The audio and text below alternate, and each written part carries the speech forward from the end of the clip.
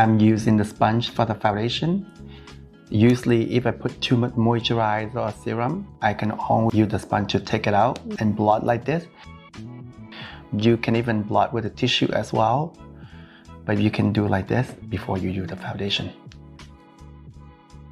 The foundation I'm going to use today is called Honey, and the concealer I'm going to use 2 different shades. Number 3 is matching almost exactly the same shades of the foundation. I'm going to use mainly around the nose, around the mouth here, anything that I want to even out. And number 1, I use under the eye, the bridge of the nose, a little bit here, and the forehead, and maybe a little right here. The whole point I'm trying to do is really sculpt this. I want to show the difference between the shading on the face. For foundation, I'm put mainly on the T-zone and using the sponge, you can blend it out. When you use the sponge, I always use it dry. I know most of the sponge they encourage you to do wet sponge, but this sponge, it works better for me dry.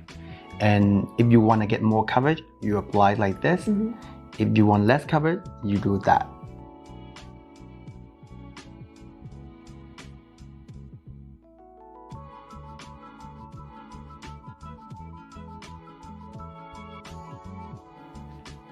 And try to blend everything out. If you wear low color, you can go a little lower. And what I usually find, most people use sunscreen, so their face a lot lighter, and then their body is darker. But then underneath this part here is always even lighter than compared to the face and the chest. So try to not forget the part here. This is gonna make the face look a lot more seamless together. For the concealer number 1, I put mainly under the eye. This look is pretty full on and very sculpted.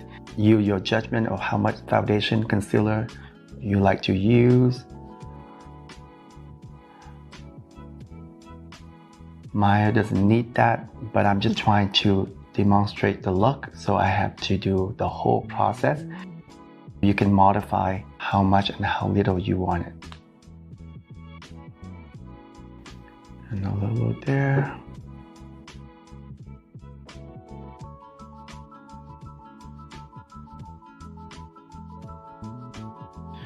For the number 3 concealer, I put a little bit around the mouth.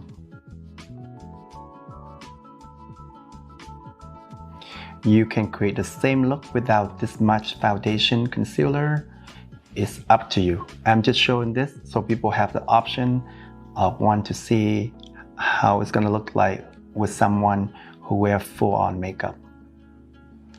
Using the same foundation sponge I used earlier, I'm just blend everything out.